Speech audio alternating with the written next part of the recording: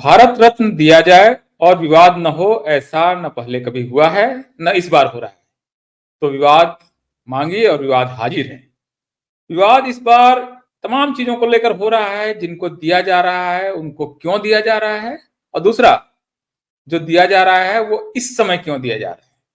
कुल 5 भारत रत्न दिए गए हैं और इसको लेकर तमाम तरह की राजनीति और तमाम तरह के विवाद कि कांग्रेस ने नहीं दिया था, नरसिम्हा राव को इन्होंने दे दिया, और लालकृष्ण आडवाणी को तो बीजेपी ही दे सकती थी, और कर्पूरी ठाकुर को देकर कौन सा वोट बैंक मैनेज करने की कोशिश हुई है, और चरण सिंह के जरिए किस एक नए अलायंस पार्टनर को बनाने की कोशिश हुई, तमाम तरह की बातचीत हो रही।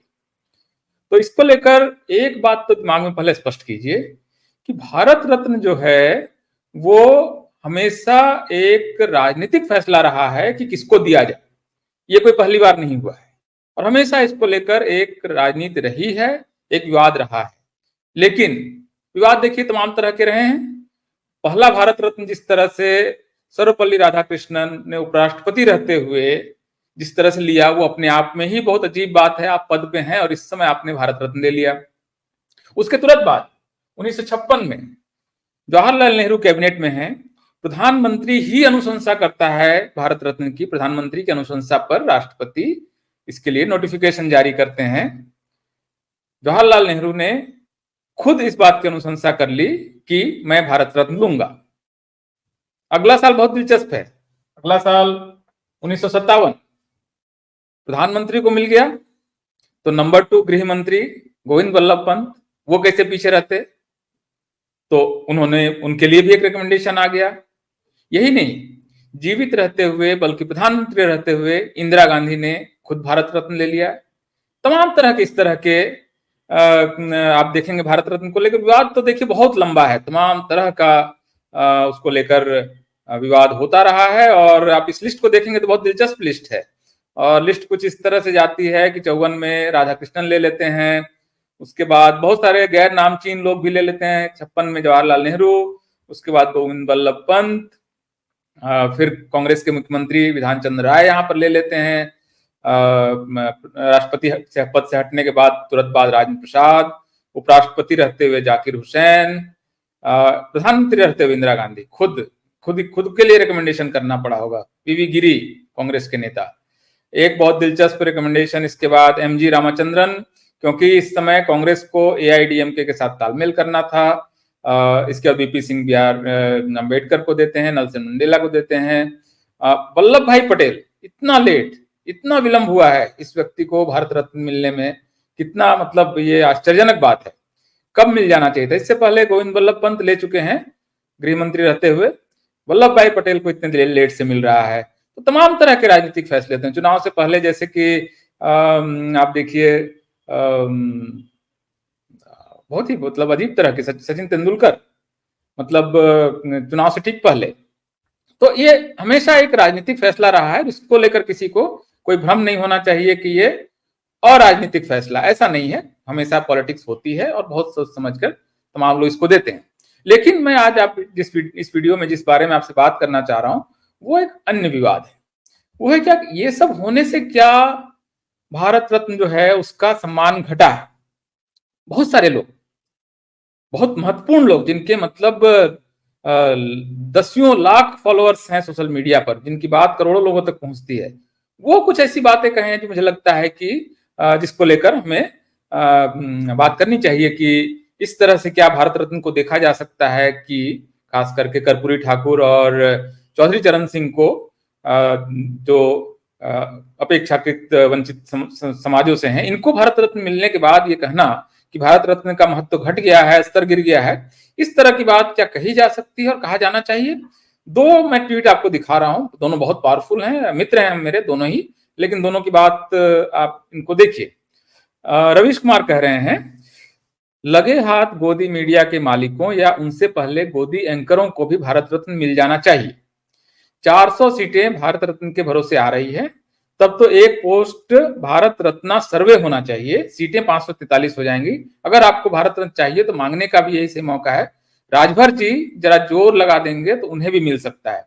अब इसमें दो समस्या है भाई। गोदी मीडिया के प्रभावशाली लोगों को जो पद्मा अवार्ड वगैरह मिलने का जो चलन था, ये पूर्ववर्ती सरकारों में बहुत ज्यादा रहा है। उसके मुकाबले ये सरकार मीडिया कर्मियों को पद्मा अवार्ड कम दे रही है। दूसरा कि मतलब कि इस समय कोई लूट मची हुई है और भारत रत्न चाहिए तो मांगने का यही सही मौका है। और राजभर जी जरा जोर लगा देंगे, मतलब कि आप अब ये कह रहे हैं कि राजभर जी जो ओम प्रकाश राजभर हैं, राजभर समुदाय से आते हैं, मतलब ये थोड़ा सा मुझे लगता है कि यहाँ पर कास्ट सुपरियरिटी का भी भाव जाने अनजाने में रवीश जी में आया है। तो मुझे लगता है कि उनको थोड़ा आत्मचिंतन करना चाहिए कि राजभर जी की ही बात वो यहाँ पर क्यों कर रहे हैं। बहुत सारे अलायंसेज इस समय संभावित हैं। अगला ट्वीट देखिए, हमारी मित्र हैं रोहिणी सिंह, वो कह रही हैं, if Anupriya Patel put some pressure then even Sonelal Patel can get a Bharat Ratna. The highest national honour is now a political tool. तो Rohini ji, it was always a political tool. कोई मतलब this is not happening as rupture और some departure. It's not that first time it is being used as a political tool, as I have already explained earlier. और सोनेलाल पटेल को भारत रत्न क्यों नहीं मिलना चाहिए? सोनेलाल पटेल ने एक तरह से सामाजिक चेतना का जो कार्य किया और मान्यवर कांसीराम के साथ मिलकर जो एक डेमोक्रेसी की डीपनिंग ऑफ द डेमोक्रेसी को सतह से नीचे तक पहुंचाना, समाज के नीचे के तबकों तक पहुंचाना, इसमें सोनेलाल पटेल, मान्यवर कांसीराम, ये सब बहुत महत्वपूर्ण रोल इन लोगों ने प्ले किया है, जिसकी वजह से डेमोक्रेसी में आम लोगों का स्टेक बढ़ा है, आम लोगों की भागीदारी बढ़ी है, उनका भरोसा बढ़ा है और इससे डेमोक्रेसी मजबूत हुई है। तो ये डिपेंडिंग ऑफ द डेमोक्रेसी के प्रोसेस की वजह से सोनेलाल पटेल को अगर भारत रत्न दिया जाता है, मुझे लगता है कि बिल्कुल वाजिब होगा। कोई इसमें कोई ये मुझे नहीं लगता है कि कोई व्यतिक्रम है, कोई ऐसी चीज है जिसको लेकर बहुत ज्यादा कहा जाना चाहिए कि कुछ पॉलिटिकल टूल हो गया है। सोनेलाल पटेल निस्संदेह भारत रत्न के हकदार हैं, क्योंकि उनका जो कार्य है लोकतंत्र को समाज में विभिन्न वर्गों तक पहुंचाना, ये महत्वपूर्ण कार्य उन्होंने किया। ये सारे इन लोगों का योगदान तो हम लोग कई बार ध्यान ही नहीं देते हैं कि ये क्या रोल प्ले कर रहे हैं ये लोग। जिन समुदायों को लोगों को लगता था कि डेमोक्रेसी से हमको क्या लेना देना, कोई नृप हुई हम ही कहानी, कोई भी राजा होगा हमको क्या लेना देना है, ऐसे समय में जिन लोगों ने लोकतंत्र को नीचे तक पहुंचाया, लोग वोट देने के लिए लाइन में खड़े होकर वोट दे रहे हैं ताकि हम अपनी सरकार बनाएंगे, ये कितना इंपॉर्टेंट प्रोसेस है। मुझे लगता है कि सोनेलाल पटेल इसके हकदार हैं। इसमें चौधरी चरण सिंह, किसान समुदाय के इतने बड़े नेता, अगर इनको मिल रहा है बहुत महत्वपूर्ण है। एम एस स्वामीनाथन, जो भारत में कृषि क्रांति हुई और इसकी वजह से आज भारत के पास सरप्लस अनाज है, एम एस स्वामीनाथन बहुत ही अच्छी चॉइस है।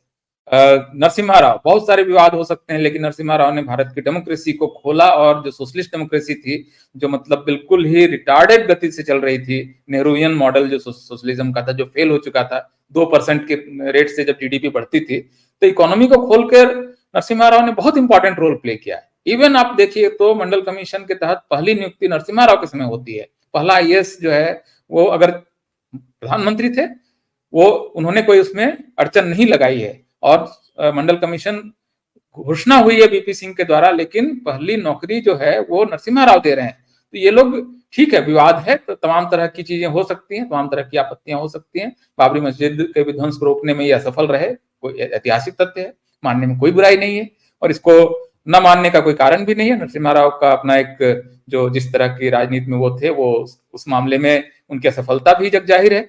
लेकिन इस वजह से मतलब किसी व्यक्ति का पूरा व्यक्तित्व जो है वो खंडित नहीं होता है, रिड्यूस नहीं किया जाना चाहिए किसी व्यक्ति को उसके जीवन की एक घटना के लिए। उसमें बहुत अच्छी चॉइस मुझे लगता है कि कर्पूरी ठाकुर को जिस तरह से भारत रत्न दिया गया वो बिल्कुल शानदार चॉइस है। इनका भी role depending of the democracy, जो डेमोक्रेसी को आप नीचे तक ले जा रहे हैं, एकदम नीचे तक, समाज के उन तबकों तक जहां के लोगों का कोई स्टेक नहीं है, वो जो प्रोसेस है, मुझे लगता है ये बहुत इंपॉर्टेंट है कि डेमोक्रेसी जो है वो सोसाइटी में नीचे तक जा रही है।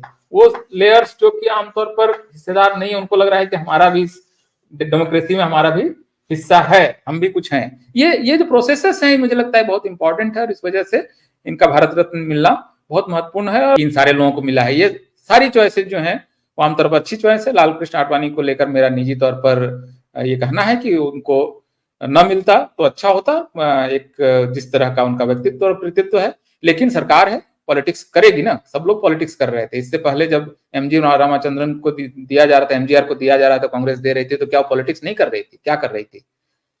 अब तमिलनाडु में एक नया अलायंस पार्टनर आपके साथ आ रहा है, उसके लिए आपने दिया और जयललिता के साथ आपका अलायंस फिर लंबे समय तक चलता है। तो ये सब कुछ पॉलिटिक्स है और डेमोक्रेसी में पॉलिटिक्स नहीं होगी तो क्या होगी? डेमोक्रेसी में पॉलिटिक्स होनी चाहिए। हर आप अगली सरकार आती है वो अपने ढंग से चुन के दे।